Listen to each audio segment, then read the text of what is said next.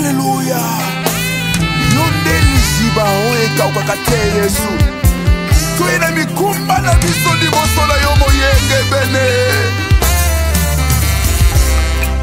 Liziba na bomoi, kolo Yesu. Liziba na bomoi, kolo Yesu. Mokelida nyoso. Mais notre thème de l'année, nous restons dans le même thème qui est passons à l'autre bord. Mpendwa, tunabakia katika kishina yetu paka moja moja ile ya kutambuka ngambo ya pili. Que nous avons plusieurs fois lu dans le livre de Matthieu au chapitre 8 verset 18.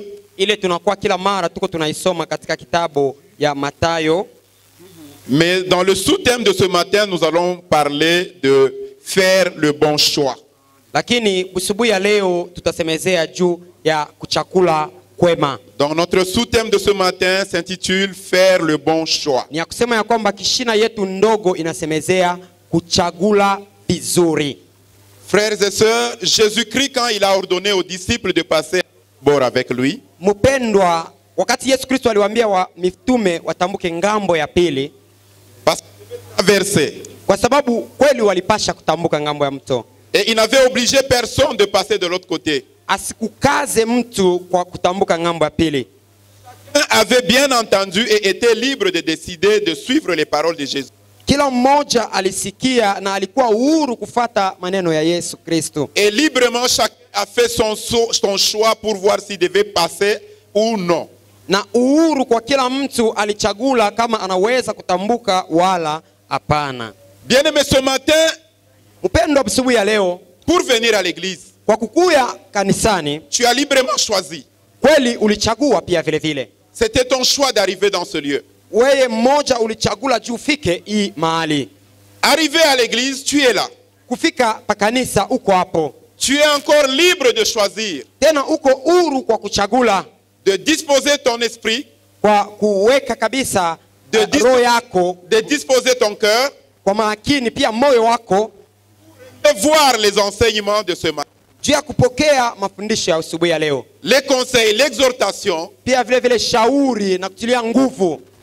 que Dieu a prévu pour toi ce Kwa matin. kifupi yale Mungu alipanga juu yako leo asubuhi. Malgré que cela peut être, Ingawa inaweza kuwa nguvu kwa kuisikia, mais il faut écouter. lakini unapasha kweli kuweka tu. C'est à toi masikio de kabisa choisir makini. d'écouter Ni kwa wewe kuchagula kushikia ou de refuser d'écouter. wala kukatala kushikia. Bien aimé, beaucoup de situations dans notre vie quotidienne nous embarrassent. Mpendwa, vitu mingi ndani ya maisha yetu inakuwa iko inatusonga. Même dans la vie chrétienne, nous manquons de choix sur ce que nous devons être, sur ce que nous devons faire. Hata katika maisha ya Kikristo tunaanza kushindwa kuchagula kile tunapasha kuwa na kile tunapasha kufanya. Pourquoi nous manquons de choix? Juu ya nini tunakosa ile kuchagua?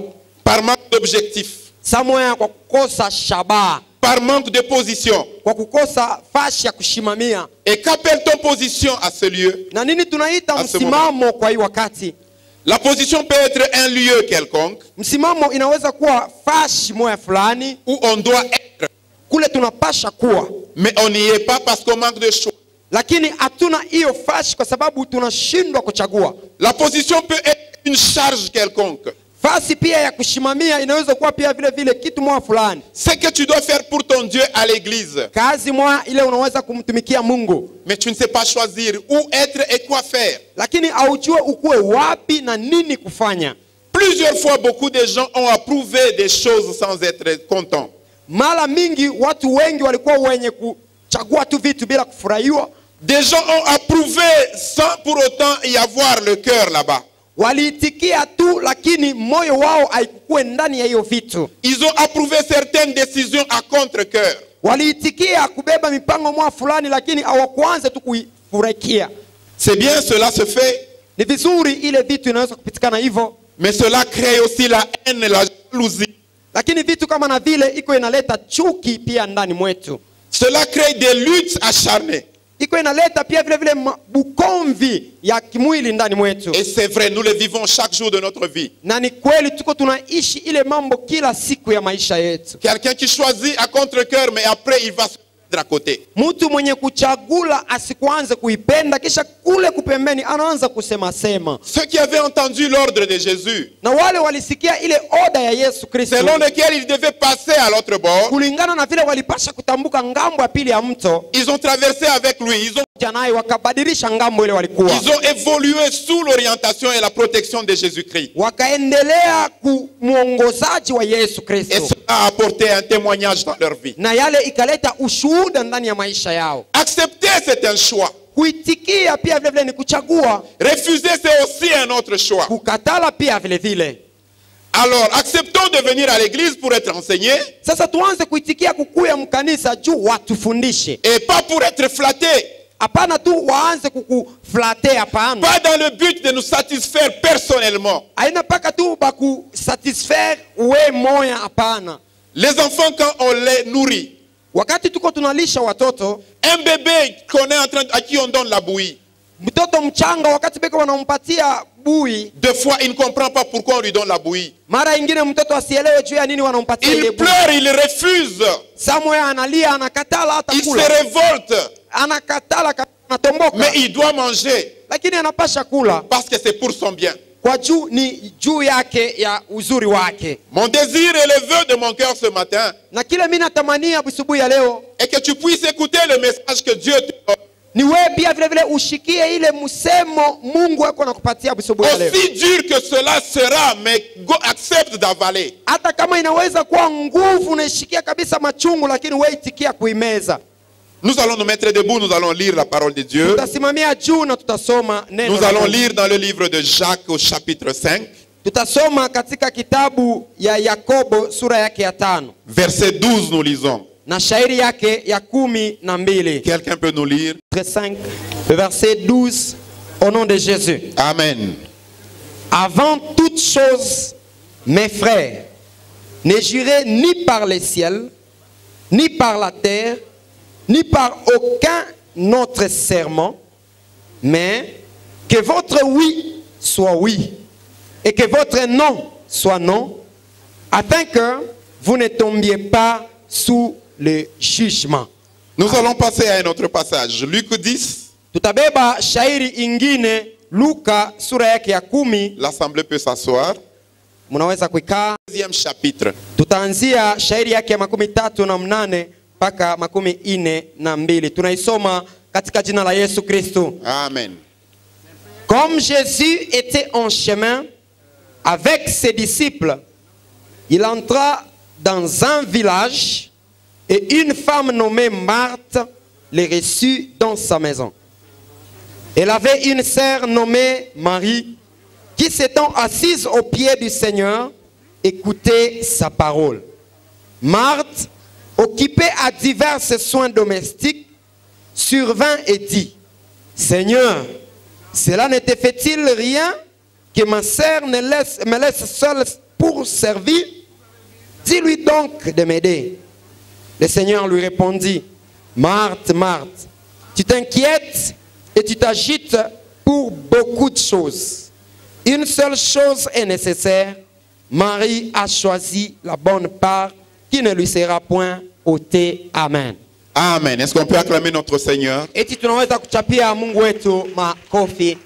Gloire à Dieu. Sifa kwa Mungu. J'étais en train de dire tantôt Nilianza kusema tena hapa qu'il y a des choses que nous approuvons à contre-cœur. ya kwamba kuko bitu bile tunaitikiaka lakini moyo wetu haifurahikie. Nous refusons de donner un avis quelconque, Tunakatala kuleta saa moya shauri moya fulani, mais derrière notre position, nous allons nous cacher, nous allons critiquer. lakini kinyume ya iye kupembeni tunaanza kusimangana. Amen. Amina. Ici, dans le livre de Luc, on nous dit comment Marthe avait reçu Jésus chez lui. Na hapa katika kitabu ya Luka wanatuonesha namna gani Martha alipokelea Yesu Et Kristo pendant kwake. que Marthe était en train de s'occuper des soins domestiques, Na wakati Martha alianza kufanya makazi ya kunyumba, Marthe était à la cuisine. Martha yule alikuwa kumpishi. Mais Marie, sa sœur, était assise aux pieds de Jésus. Lakini Maria dada yake alikuwa ku miguu ya Yesu Elle Kristo. écoutait la bonne parole de Jésus. Alianza kusikia neno nzuri ya Yesu Mais Kristo. cela n'a pas plu à Marthe.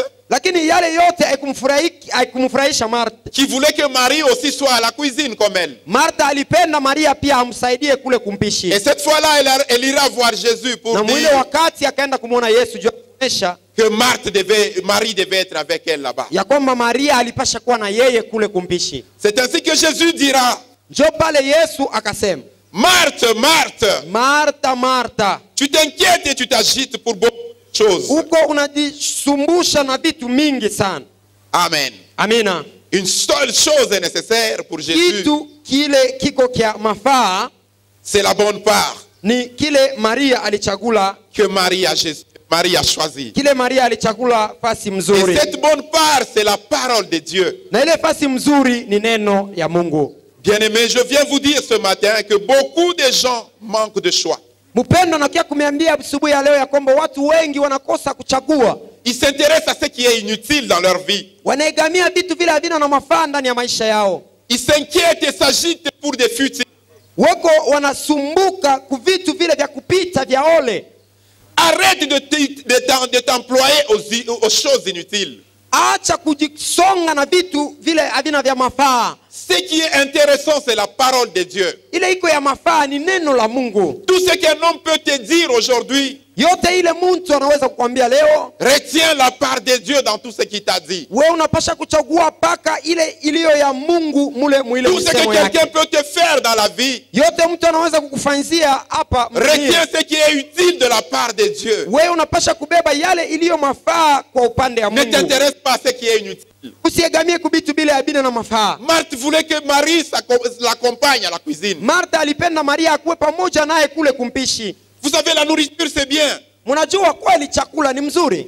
Quand vous êtes à la cuisine, il y a une bonne odeur. Wakati kwa kumpishi tunasikia maarufu ya mzuri. Cette odeur est bonne seulement si elle n'est pas encore entrée dans le ventre. Na ile harufu iko mzuri kama ile vyakula habiingia ndani ya ntumbo. Mais une fois dans le ventre, Kama vyakula binaingia ndani ya ntumbo, 5 heures du temps, c'est beaucoup. kukipita tuma wakati 5 Si on te retourne cette odeur, tu ne la désireras plus. kama banakurudishia ile harufu au taifurahikia tena. Et vous êtes témoin, vous en savez quelque chose. Na wewe moya unajua ile niko na Donc misemete. pour vous dire, il y a certaines choses qui ne doivent plus nous intéresser. Ni juu ya kumionyesha ya kwamba kuko vitu vingine bile habiwezi tena Ça nous kutuinterese. intéresse au premier coup d'œil Ni kweli tunaweza kubifurahikia na kuwa interese ou mara ya lorsqu'on les kwanza. entend pour la première fois. Wala mara ile tunaisikia ya kwanza, Mais on ne voudra plus y revenir. lakini hatuwezi kupenda tena kuyaisikia mara na C'est mara. encore comme cette nourriture qu'on avale. Ni On ne désire plus la revoir 2 fois. kama unayatapika au tamani tena kuiona mara ya pili. Intéresse-toi aux choses utiles pour ta vie. Unapasha kuegamia vitu vile vilivyo vya mafaa ndani ya Cherche maisha ce qui yako. doit construire ta vie. Tafuta ile itajenga maisha yako. Tu viens à l'église, c'est pour écouter la parole de Dieu. Uko nakuya mkanisa juu ya kusikia neno la Mungu. C'est pour prier, c'est pour aider les uns et les Juu autres. ya kusaidia wamoja na wengine. Mais ce n'est pas pour détruire l'œuvre de Dieu. Lakini haina juu ya kuua kazi ya Mungu. Ce n'est pas pour faire le contraire de la volonté de Dieu. Haina juu ya kufanya kinyume ya ile mapenzi ya Mungu. Dieu n'aime pas ça. Mungu asipende hiyo. Parce qu'on se fera passer pour quelque chose de vomi. Kwa sababu tutaanza kuonekana tunakuwa sa vile matapikisho. La parole de Dieu ne sera jamais vomi. Neno ya Mungu haiwezi kuwa kamwe bitapiki. La Bitapishi. parole de Dieu ne va jamais pourrir. Neno ya Mungu haiwezi kuoza kamwe. La parole de Dieu, une fois qu'elle est en toi, personne ne peut te la ôter. Na kama neno ya Mungu inaingia ndani mwako, hakuna mtu anaweza kuyakula. Tous ces gens qui viendront autour de toi ne pourront pas te séparer de la parole de Dieu. Watu wote watakuwa pembeni yako, hawawezi kukupeleka nje ya neno ya Mungu. Mais la nourriture, on peut te l'arracher. Lakini neno ya Mungu banaweza kukunyang'anya. C'est ce que Marthe a oublié. Njoo ile Martha alisahau. Bien-aimés, nous venons à l'église et nous vivons beaucoup de choses. Mpenda, tuko tunakuya mkanisa na tuko tunaishi mambo mengi sana. Qu'est-ce qui nous intéresse quand nous venons à l'église? Ni kitu kani ile iko inatuinterese wakati tunakuya mkanisa? Quelqu'un est éprouvé. Kuko mtu mwenye alifisha. Il a un deuil. Eko na kilio. Au lieu de méditer sur sa prochaine mort, Bali ya kuangalia mbele namna gani wewe na wewe kesho unaweza kufa, il a les yeux rouges, saa moya macho yenye kuwa nyekundu, plein de larmes. yenye kuvuisha machozi, Mais il regarde combien de gens de mon église sont venus me voir. lakini yeye saa ingine anaangalia tu ni watu wanani walikuya kuniangalia wakati nilifisha. Au lieu de pleurer ton frère et ta soeur, toi tu comptes les gens qui sont venus te voir au deuil. Pahali ya wewe kulia juu ya ule mtu alikufa, lakini unaangalia ni wanani walikuja kukutembelea. Ça, ce sont des choses inutiles. Hiyo ni vitu havina na mafaa. La vraie consolation vient de Jésus. Kufariji ya mzuri Parce inatokea que kwa c'est le Yesu, Saint-Esprit qui est le grand consolateur que Christ kwa nous a sababu ni envoyé. Roho Mtakatifu ndio mfariji Ne nous mwema. intéressons pas aux choses inutiles. Tusielekee ku vitu vile havina na Quand mafaa. quelqu'un meurt, c'est une occasion pour nous de méditer pour notre vie. Wakati mtu anakufa ni mafundisho ndani ya maisha yetu. Regarde où seras-tu quand tu mourras. Ujiulize utakuwa wapi wakati utakufa. Ne regarde pas combien de gens sont venus te voir. Usiangalie watu ngapi walikuja kunifariji. Ne regarde pas combien de sacs de farine on t'a apporté. Usiangalie walikuletea mifuko ngapi ya bunga. Ne regarde pas combien d'argent on t'a apporté. Usiangalie walikuletea makuta ngapi. Des fois, cet argent peut te causer du tort. Samuel makuta haiwezi kukuletea vitu mafaa ndani ya maisha yako. Mais regarde ce que le Saint-Esprit te parle à travers la mort de ton frère et de ta sœur. Lakini ngalia ile Roho Mtakatifu kuna kufundisha wakati mtu anakufa ndani ya jamaa. J'ai eu un bébé, il ne m'a pas apporté même un seul savon. Nilipata mtoto lakini hakuna hata mtu yule alikuwa kunitembelea wakati J'étais nilizaa. malade, personne ne m'a amené un seul comprimé, personne ne m'a appelé. Nilikuwa mgonjwa, hata mtu asikuniletea dawa, hakuna mtu aliniita kwa telefoni. C'est bien, mais ce sont des futilités qui vont te décourager dans la parole de Dieu. Kweli ni vizuri, lakini ni vitu vya ole vile vitaweza tukukwalabisha ndani ya maisha Ce sont yako. des choses qui vont te faire sortir de la présence de Dieu. Ni vitu vitakutosha tu kuwapo wa Mungu. Frères et sœurs, combien de gens que toi tu as visités dans ta vie? Ndugu mpendwa, ni watu wangapi ulitembelea mu Combien maisha de yako? gens as-tu encouragé avec ton argent? Ni watu wangapi ulifariji na makuta yako? Au deuil des autres, dans la détresse des Kukilia autres. wengine, saa mwingine kwa kumachungu. Tu ne fais rien, mais tu attends à ton tour. Aufanye kitu ndani ya maisha yao, lakini unachunga mpaka wakati yako we. Non, redeviens toi-même et sois juste. Hapana, unapasha kurudia wewe na Intéresse-toi ukuwe à mtu ce mwenye qui est haki. utile. Unapasha kuegamia kubitu bile bilio vya mafaa. Étudie la vie. Soma kupitia À maisha. travers ce qui t'arrive là, les gens qui ne sont pas venus. Kupitia wale watu wakuye kukufariji, kupitia watu L'argent qu'on t'a pas donné. makuta wakukupatia.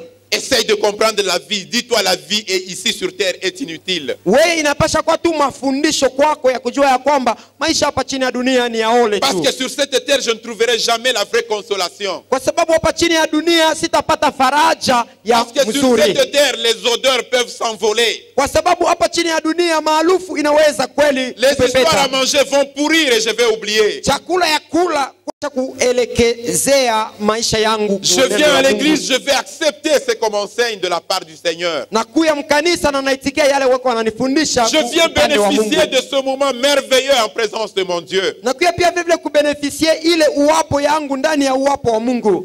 Un choix bien fait ne cause jamais du tort. Kuchagula mzuri haiwezi kukuletea ole ndani ya maisha. Un bon choix ne cause jamais de problèmes. Wakati unachagula vizuri au utakuwa na mamambo. Et le bon choix, c'est la parole de Dieu. Na kuchagua mzuri ni kuchagua neno la Mungu.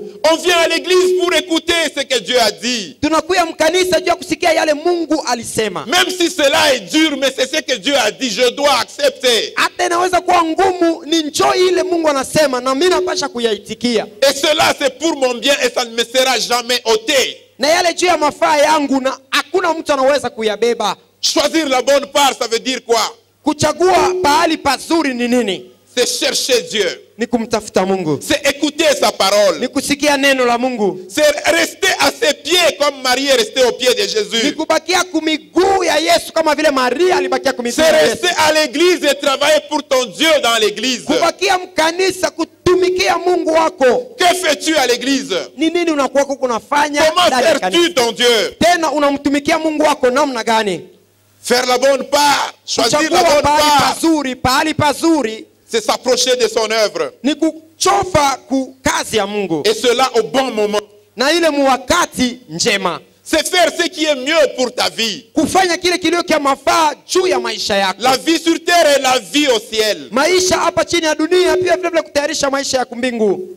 Choisir la bonne part, Kuchagua pahali pazuri C'est accepter l'opportunité d'apprendre et de changer. Ni kuitikia wakati mzuri wanakufundisha na kubadilisha maisha yako. C'est ce que Marie a fait. Njo ile Maria alifanya. Mais Marthe voulait satisfaire Jésus avec des choses inutiles. Lakini Martha alipenda kumpendeza Yesu Kristo na vitu vilio vya abina na Des mafaa. choses qui se perdent, qui disparaissent après un temps. Vitu vile vinaweza kupotea kwa wakati kidogo. Fais un bon choix pour ta vie, mon frère, ma soeur. Chagua pahali pazuri ndugu na dada. Écoute ce qui va t'aider dans ta vie. Wewe unapaswa kushikia ile itakusaidia ndani ya maisha yako. Quand ça te dépasse, un te répond à ton propos. Na yule anakuwa kila mara yako na kujibu kuile kwa sababu ni yeye ndio utaenda kwake akupatie shauri. S'il n'est pas honnête, il va te dire des choses pour te plaire. Na yeye kama ule mtu unaenda kumuona asina honnête atakuonesha vitu vya Il va kufurahisha. chercher à te flatter. Atapenda tu kukufurahisha.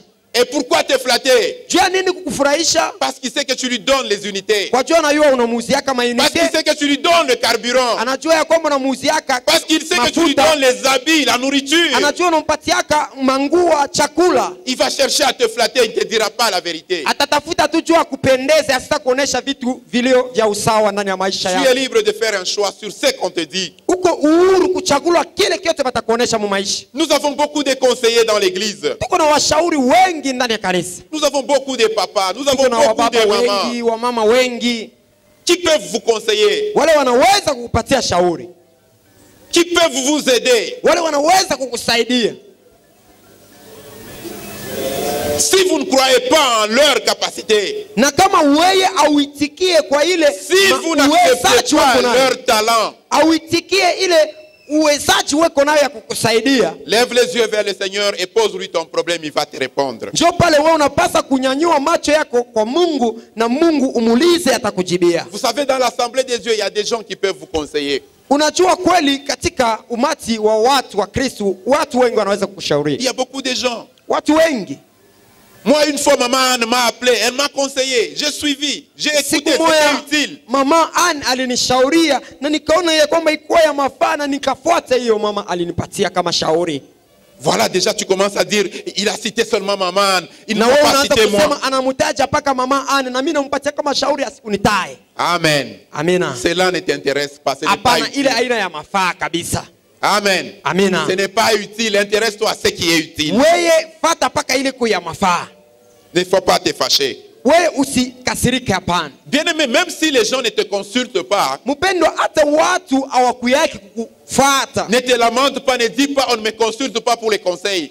wewe usianze kushimangana ya kusema ya kwamba watu wanitafutake juu ya kunipatia juu ya shauri, Parce que ton caractère, kwa sababu saa ingine ton karakteri yako, attitude, saa moya ile tabia yako c'est déjà un conseil pour les autres. inaweza kuwa pia vile vile shauri kumaisha ya watu Il y wengine. a des gens qui se comportent tellement bien Kuko watu wale weko wanaishi vizuri qu'on n'a pas besoin de nous approcher d'eux, na hatuna na ile namna ya kuchofea pale weko, mais on apprend par leur façon d'agir et de parler. lakini tuko tunafundishwa kwa namna ile weko wanasema na namna ile weko wanatenda. Peut-être tu es parmi ces gens ce matin. Saa ingine unaweza kuwa katikati ya wale watu busubuhi ya Les gens leo. te donnent beaucoup de considération Watu weko wanakubeba na mafaa kabisa, et ils savent qu'en venant vers toi, na wanajua ya kwamba wakati wanakuya kule wewe tu huko vas les remettre sur le bon chemin. utawarudisha katika njia mzuri. Eux veulent des futilités. Wao wanapenda vitu tu vya kupendeza Ils ne pendeza tu, préfèrent pas ce qui construit la vie. hawapende ile ikuwe na chenga maisha. Ils ne vont pas te demander conseil. Hawatakuuliza shauri, Parce que hapana, toi, tu vas les remettre sur la bonne kwa voie. sababu wewe utawarudisha katika njia ya usawa. Gloire au Seigneur. Sifa kwa Mungu. Est-ce qu'on peut acclamer pour notre Dieu? Eti tunaweza kumchapia wetu Mungu makofi. Marthe Martha a mal fait son choix. akachagua yake upande, Elle s'est intéressée à la cuisine. akaenda kule kumpishi. Elle s'intéressait à la cuisine, en même temps elle voulait écouter la parole. Alianza kupenda kupiga tena kushikia tena sauti. Ça c'est l'hypocrisie. Ile ni unafiki, C'est l'hypocrisie. ni unafiki. Elle ne pouvait pas être et à la cuisine et à la parole de Dieu. Asingalikuwa mara moja kumpishi na mara moja kule Yesu alikuwa. Quand je vois le livre des Actes des Apôtres, chapitre 6, je pense, Na wakati mimi naona kitabu ya Tendo la Mtume sura lorsqu'on yake ya devait faire sita, le choix des diacres, wakati walipasha kuchagula wa diakre, washemashi. On peut lire du 1er au 6e verset, je crois, mais on ne va pas lire, vous allez lire à la maison. Acte des Apôtres tunaweza kuisoma hata kwa manyumba. 6, 1 à 6 ou à 4. Sita kuanzia moja mpaka unashuka tu. Les apôtres ont dit que nous ne pouvons pas nous occuper et de l'écriture et de la parole de Dieu. Mitume wakasema ya kwamba hatuwezi kubeba kazi mbili.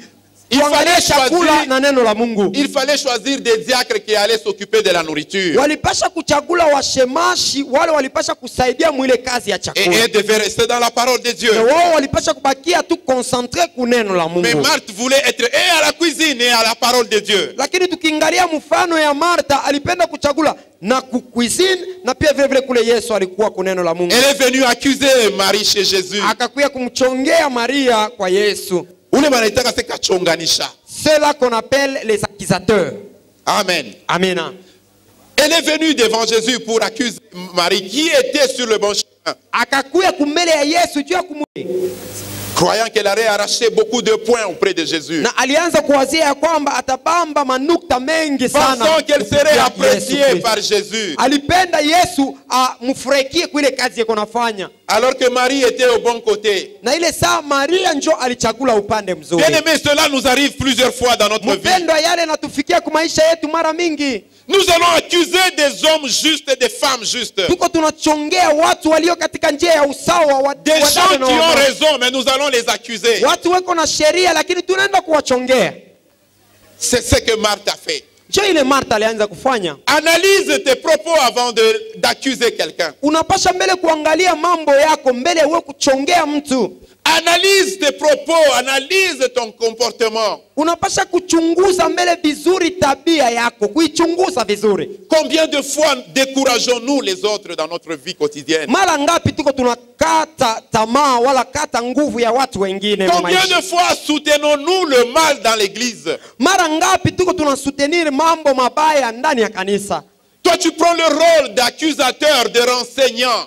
Wewe uko nabeba ile role ya mtu wa kuchongea, wa kutafuta mamambo tu. Bien-aimé, le choix est clair. Mpendwa, uchaguzi iko ya kuonekana tu. Pendant que le même diable place les uns à l'OCC et à la DGA, Wakati yule shetani anaweka watu kuma OCC na kuma DGA, mais toi, on t'envoie à l'église pour accuser les autres. lakini wewe beko banakutuma mkanisa njoo uanze kuchongea watu. C'est le rôle que le diable t'a donné. Njoo kazi shetani alikupatia. Et il ne te donne aucun argent, aucun sou. Tu utilises même ton argent, tu payes le transport. Tena asikupatia hata kitu, wewe moyo unabeba makuta yako unalipa na gari unakuya Les mkanisa. autres sont au bureau confortablement assis, Wengine weko mu mabiro mule besha kukala vizuri kabisa. avec climatiseur, bien que c'est passager. Na climatiseur iko kule donc hata iko ya kupita tu. Mais toi, on te donne le rôle de renseignant, Wewe banakupatia paka role ya kwanza kuchunguza tu mamambo. d'un kachonganisha. Donc quelqu'un qui accuse, accusateur. Que le Seigneur t'aide ce matin. Mungu akusaidie asubuhi ya leo. Quelqu'un qui fait mieux, Mtu mwenye kufanya vitu vizuri mais on passe à beaucoup de critiques, lakini beko banapita kumshimanga juste pour décourager l'œuvre de Dieu. juu ya kumkata tu kuile kazi ya Mungu eko nafanya.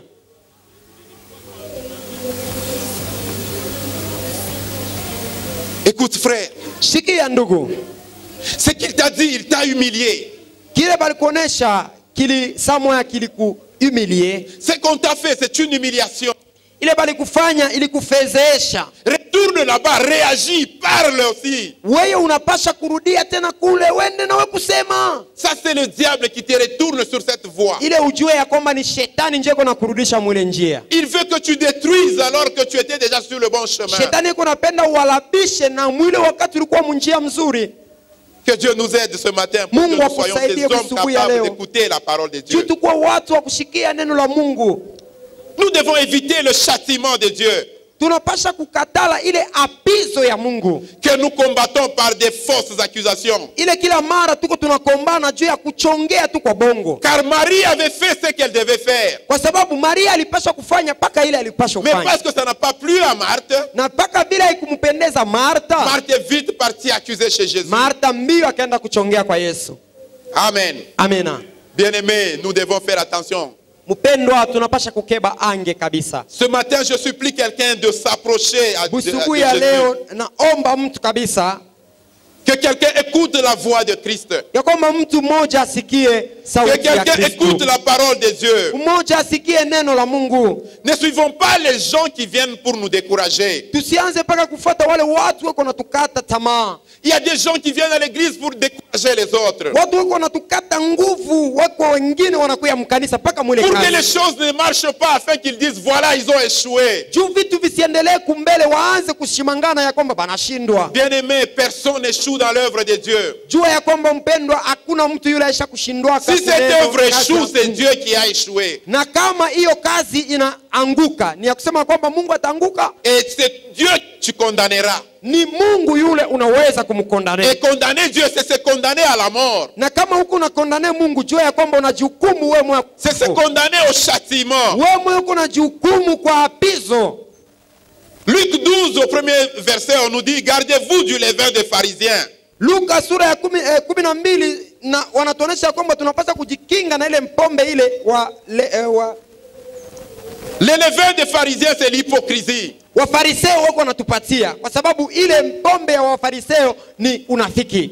Quand nous sommes à l'église ce matin, Kama tuko mkanisa busubuhi ya leo, nous pouvons être 50, 60, tunaweza kuwa 50, 60, 100, 200. 100. Saa ingine wale wote weko hapa hawana kumiguu ya Yesu Kristo juu ya kusikia neno la Mais il y Mungu. en a qui sont à la cuisine, qui préparent autre chose. Lakini wengine weko mpishi, weko natafuta vitu vingine, wanapiga vitu vingine. Nous nous connaissons ici à l'église par les noms. Tunajuana kweli mu majina hapa Mais le mkanisa, vrai comportement est caché dans le cœur. lakini matabia iko yenye kufichama katika maroho. Nous te connaissons comme frère Zébédée. Tunajua no, huyu ni ndugu Zebede, Mais à côté, on t'appelle frère Zalabo Pascal. lakini kwingine fashi kule peko wanakuita frère Zalabo Pascal. Alors que nous n'avons pas ce nom à CMD. Na ile njina si umu musemde atuijuake. Les levains des hypocrites, Donc, des pharisiens. Ile levain ya Wafariseo Ce sont les hypocrites. ni unafiki. Abandonnons l'hypocrite à l'église. Tunapasha kuacha unafiki ndani ya Les kanisa. hypocrites remplissent les synagogues, les églises. Unafiki wanajaza makanisa, wanajaza masinagogi. Dans nos assemblées actuelles, nous avons beaucoup d'hypocrites, Ndani ya makanisa yetu hapa sasa wanafiki wanakuwa wengi y kabisa. compris moi-même. Samoya na mimi pia. Mais cessons d'être hypocrites. Tuacheni kweli unafiki. L'église n'est pas là pour chasser les gens. Kanisa haina pale juu ya kufukuza watu. Nous vous acceptons en tant qu'hypocrites, Tunamiitikia kama vile wanafiki, désobéissants, orgueilleuses. watu wale walio wa kiburi sana. Mais quand nous sommes dans la maison de Dieu, mettons-nous au pied de Jésus. Lakini wakati tuko ndani ya nyumba ya Mungu tunapasha kweli kuikala kumiguu ya Écoutons Yesu. cette parole qui va transformer nos vies. Kusikia ile neno itabadilisha maisha yetu. Écoutons cette parole qui va changer notre avenir. Kusikia ile neno itabadilisha kesho yetu. Écoutons cette parole qui vient pour nous faire vivre davantage. Kusikia ile neno iko natusaidia tuishi masiku ya mingi. Que le Seigneur nous aide, nous hypocrites. Mungu atusaidie sisi wanafiki. L'hypocrite, c'est celui qui se fait passer pour ce qu'il n'est pas. Mnafiki ni yule mtu eko anajibeba kwa ile maisha kwake nayo. Tu penses qu'il est tel Unawazia ya kwamba eko mtu fulani alors qu'il est tel autre. na ile saa eko mtu mwingine eko na kutusi kumoyo wake. Il n'a jamais de position fixe dans sa vie. Asiakuwaka na msimamo ndani ya maisha yake. Il change selon les gens et selon les intérêts.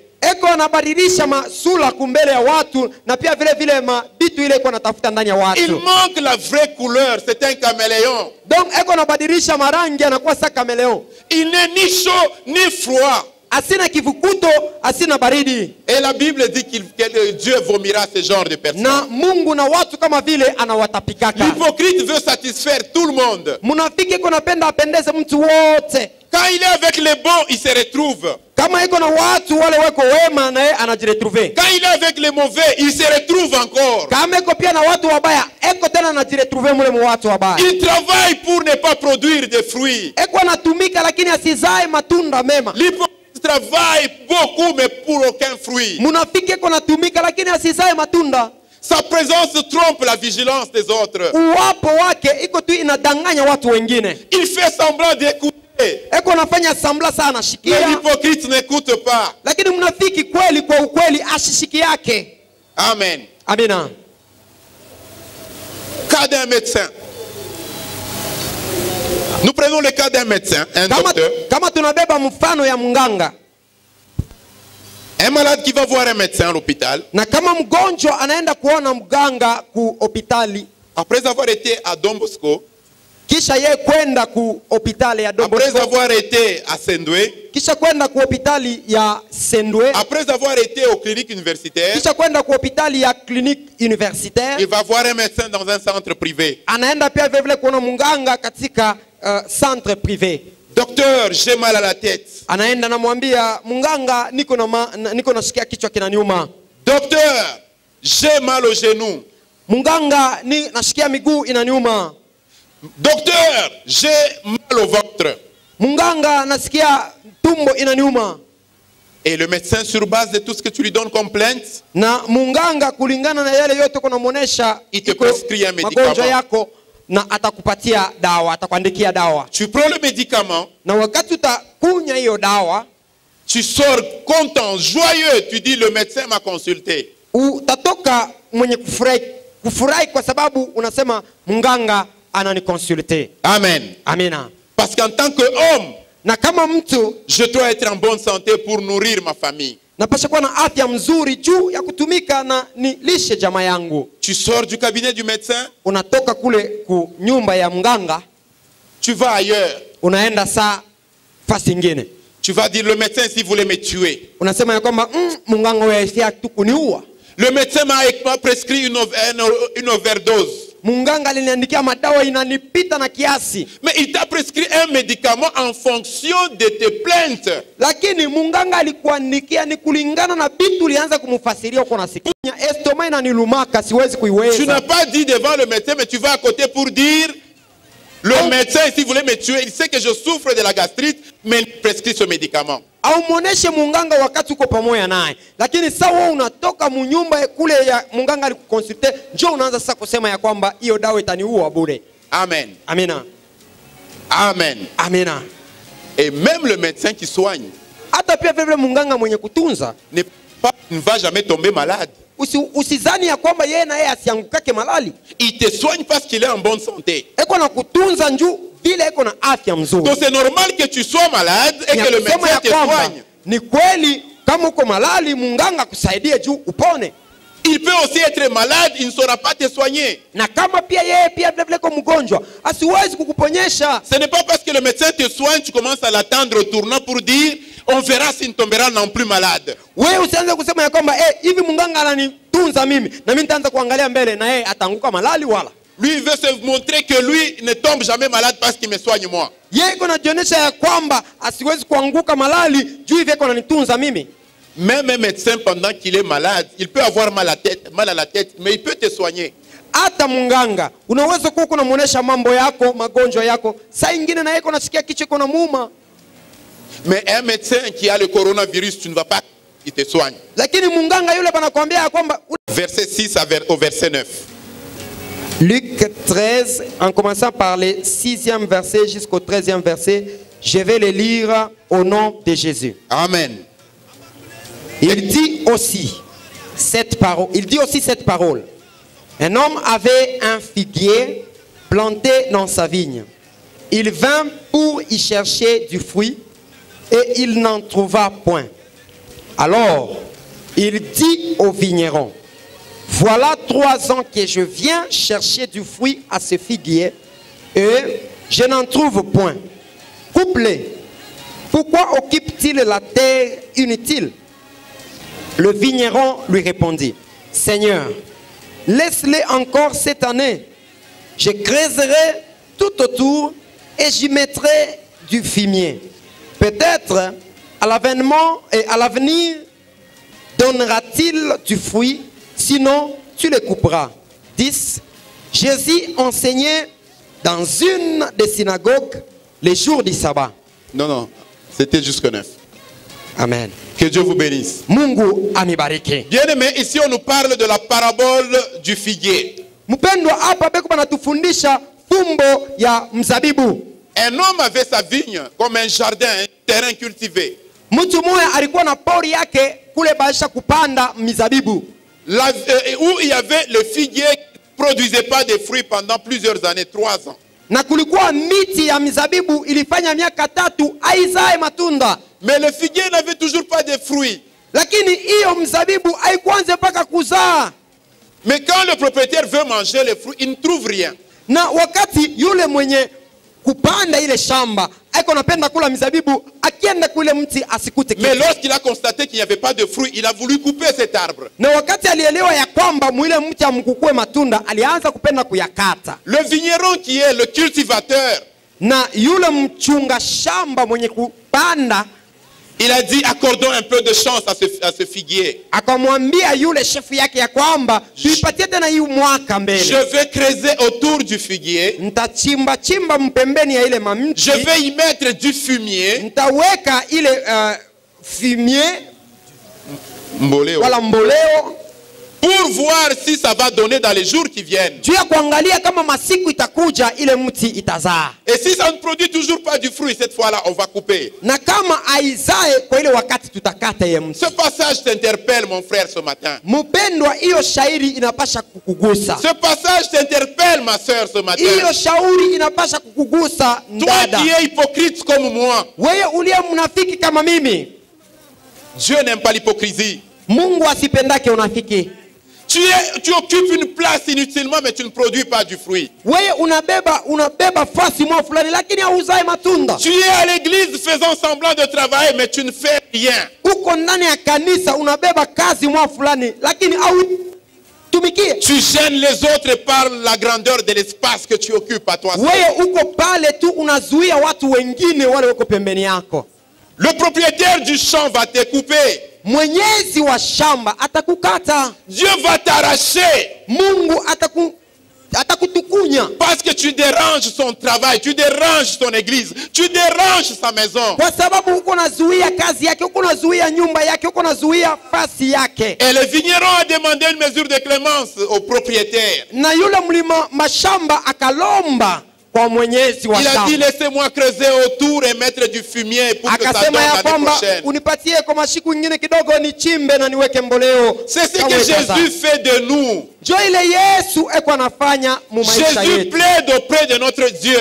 Yesu eko natusemezea kupembeni ya Mungu. Laisse-moi leur accorder la chance en écoutant la parole. Anasema ya kwamba waache tena wakati kidogo wasikie tena neno la Mungu. Le fumier là, c'est la parole de Dieu. Na ile mboleo ni neno ya Mungu. C'est cette chance qu'on nous accorde encore ce matin. Jo ile chance wanatupatia tena busubuhi ya C'est leo. ce fumier qui fera que nous puissions croître et produire du Ni fruit. hiyo mboleo ndio itafanya ya kwamba tukomee na tuzae matunda. Si toi tu refuses le fumier qui est la parole de Dieu, Kama wewe unakatala mboleo iliyo neno la Mungu tu busubuhi ya leo, refuses ta place à l'église. unakatala fasi yako ndani ya Tu kanisa. es un figuier qu'on doit couper. Uko mzabibu ile panapasha kukata Tu ne mti. mérites pas de t'asseoir ici. Au stahili kuikaa, sababu mnafiki asipende mabadiliko, hapana. Il veut seulement occuper sa place Anapenda inutilement. kuikala tu hiyo fashi tu. Il travaille contre son Dieu. Eko anatumika mbalimbali pembeni ya Il Mungu monte wake. des complots contre les frères et les sœurs. Eko anatafuta namna gani ataangusha wengine Il walio dérange wadada. l'œuvre de Dieu. Eko anazuia kazi ya Mungu. Tu seras coupé un jour. Utakatwa siku moja. Le Seigneur est vivant. Mungu eko ai. Il a sa machette. Eko na Il mpanga a son wake. épée. Eko na mkuki Il va te wake. détruire. Siku moja Il va atakumaliza. t'écarter de son église. Siku moja atakutosha nje ya kanisa Toi, yake. l'hypocrite de CMD, Wewe mnafiki wa Sembe, abandonne l'hypocrisie. acha unafiki. Reste au pied de Jésus. Bakia katika miguu ya Écoute ta Yesu. parole Sikia neno la Mungu. qui viendra transformer ta Na ile vie. neno itakuya kubadilisha maisha Dieu yako. seul est propriétaire de cette église. Amina. Dieu seul est propriétaire de cette Mungu fille. ndio aliye proprietaire wa hiyo mti wa Il ne va shamba. pas tolérer à te voir ne pas produire du fruit pendant des années. Asitaitikia kukuona uko shamba lakini autoi. Tu parles de toi, c'est moi qui ai commencé CMD. Wewe ndio uko nasema shinjo tulianza J'ai commencé avec le pasteur Génovite. Shinjo nilianza na pastor Genovite. Mais qu'es-tu devenu jusqu'à ce jour? Lakini umekwisha kuwa Tu nani kwa hii occupes wakati? inutilement l'église. Wewe unabeba tu fasi Dieu ne lakini va pas te haufanyi kazi. supporter jusqu'à l'infini. Mungu asitaendelea Il va mpaka te couper, il va kukupotea. t'arracher. Jua ya kwamba kuko siku Mungu atakukata na Gloire au kukufunga. Seigneur. Amina. Produis les fruits. Zaa matunda. Sois utile pour cette église. Ukuwe mtu wa mafaa kui kanisa. Sois utile pour tes frères et pour Ukuwe tes mtu wa sœurs. mafaa juu ya ndugu yako na dada Dieu t'a yako. créé pour produire du fruit. Mungu alikuumba juu utoe uzae Ne matunda mema. faisons pas semblant de travailler pour Dieu. Usifanye sambla uko namtumikia Ne Mungu. faisons pas semblant de produire. Usifanye sambla ya kwamba uko nazaa matunda. C'est l'hypocrisie. Acha unafiki. Travaillons réellement. Tumikeni kweli. Pourquoi tu veux tuer l'œuvre de Dieu? Pia nini unapenda kuhalabisha kazi Pourquoi ya Mungu? veux-tu que CMD disparaisse? Sio na nini unapenda someday Qui isionekane es-tu, tena? toi? Uko nani ndugu? Devant Dieu créateur. Mbele ya Mungu Qui muumbaji. es-tu? Uko Malgré les nani? diplômes, Ingawa malgré madiploma, l'argent, ingawa malgré makuta, les catégorisations que tu es, ingawa vyote ulivyo navyo, archibishop, ukuwe na archi, ukuwe na mais nous titre gani? dépendons tous de Dieu. Lakini sisi wote Et nous devons tunadependa na rendre Mungu. compte à Dieu le jour dernier. Na siku ya mwisho tutasimama mbele ya Mungu. Frère Etienne va nous lire le livre de Matthieu 24. Na watatusomea tena Mathayo sura yake ya 24. 24, Matthieu, verset 32. on va lire dans le livre de Matthieu chapitre 24, le verset, papa s'il vous plaît. 32, verset 32. Le verset 32, je vais le lire au nom de Jésus. Amen. Instruisez-vous par une comparaison tirée du figuier. Dès que ses branches deviennent tendres et que les feuilles poussent, vous connaissez que l'été est proche. Amen. Amen. Instruisez-vous par une comparaison du figuier. Mufundishwe wakati mko mnaona mti ya mzabibu. Qu'est-ce que le figuier nous enseigne ou nous renseigne? Mti ya mzabibu iko natufundisha nini hapa? Dès que les branches deviennent tendres, Wakati matawi inanyooka kabisa, dès que les feuilles poussent, wakati majani inatoka, vous saurez que l'été approche. utajua ya kwamba hapa ete inachofa kabisa. L'été, c'est la période chaude. Ete ni ile periode ya kipwa. Non, la période chaude, c'est comparable à la saison de pluie. Inakuwa sawa wakati, okay, inakuwa sawa wakati ya mvua kule kuko joto kabisa. Vous et moi, Weye na mimi, ces derniers temps quand nous observons les arbres, mui wakati kama tunaangalia miti, qu'est-ce que nous voyons? tuko tunaona nini?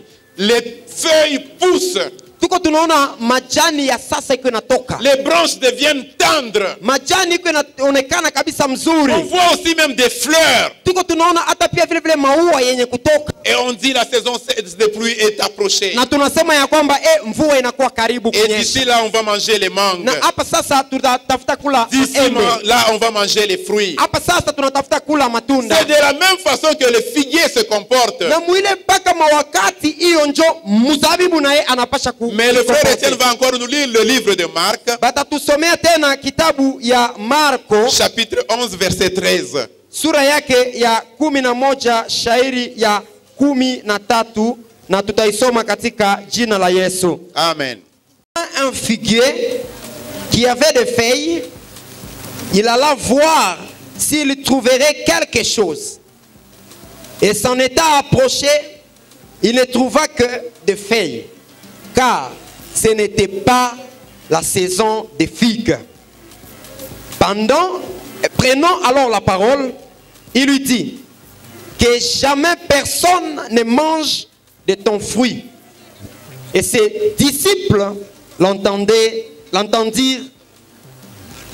Amen. Arrivèrent. On peut s'arrêter là-bas. Amen. Ici, c'est Jésus qui maudit le figuier. Hapa ni Yesu njo eko analaani mti ya mzabibu. Jésus ayant trop faim, Yesu wakati alikuwa na njaa kabisa, il aperçoit un figuier akaona mti ya mzabibu kwa mbali avec toutes les feuilles. na mayani ilikuwa kabisa. Nous venons de dire que les signes qui montrent que le figuier veut porter les fruits, ce sont les feuilles, les branches qui deviennent tendres, n'est-ce pas? Na tunatokea kuyasoma hapa katika kitabu ya Mathayo, wanasema ya kwamba kama tunaona mti ya mzabibu inakuwa na mayani mzuri, tunasema ya kwamba inapasha kutosha sasa matunda hapa. Et c'est ce que Jésus a observé sur le figuier. Na njoo ile Yesu aliona wakati aliangalia mti ya mzabibu. Quand il a eu faim, il est parti vers le figuier parce qu'il a vu que le figuier avait des feuilles qui avaient déjà poussé. Wakati alikuwa na njaa akaona mti ya mzabibu, akasema ya kwamba hii mti ya mzabibu hivi kuna mayani inapasha kuwa na matunda. Et il allait chercher les figues là-bas. Na akaenda kutafuta. Mais arrivé là-bas, il n'a pas trouvé des figues. Lakini wakati alikuta kule akakuta kukue matunda ya C'est mzabibu. pourquoi Jésus a maudit ce figuier. Njo pale Yesu akalaani hiyo mti. Amen. Amina. Sachant que le figuier n'était pas au moment de produire les fruits. Na kama unaangalia hiyo mti ya mzabibu haikuwa mu wakati yake ya yeye kutoa matunda. Mais il a fait semblant de ressortir les feuilles.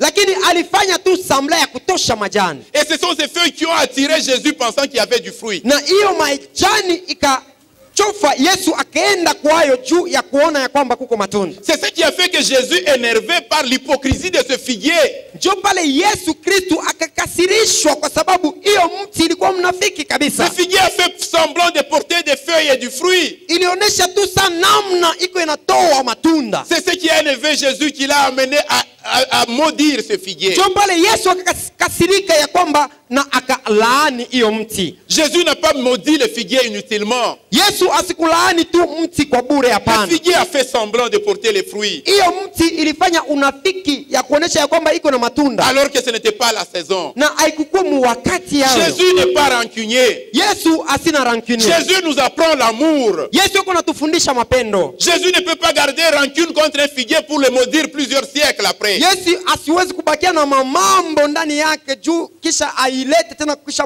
miaka ya kupita. Ça, c'est la parole de Dieu. Hiyo ni neno ya Mungu. Celui qui reste dans l'hypocrisie, Yule anabakia katika unafiki, il sera aussi maudit. jua ya kwamba utalaniwa pia na wewe. Comme ce figuier qui a été maudit. Kama hiyo mti ya mzabibu yenye walilaani, Il a occupé inutilement de la place dans le alianza jardin. kuokipe tu fashi kwa bure tu ndani Dieu ya a shamba. besoin d'un serviteur ou d'une servante. Yesu ana lazima ya mtumishi, Tu dois être celui-là que Jésus a, dont Jésus a besoin ce na matin. unapaswa kuwa yule mtumishi Yesu anayependa.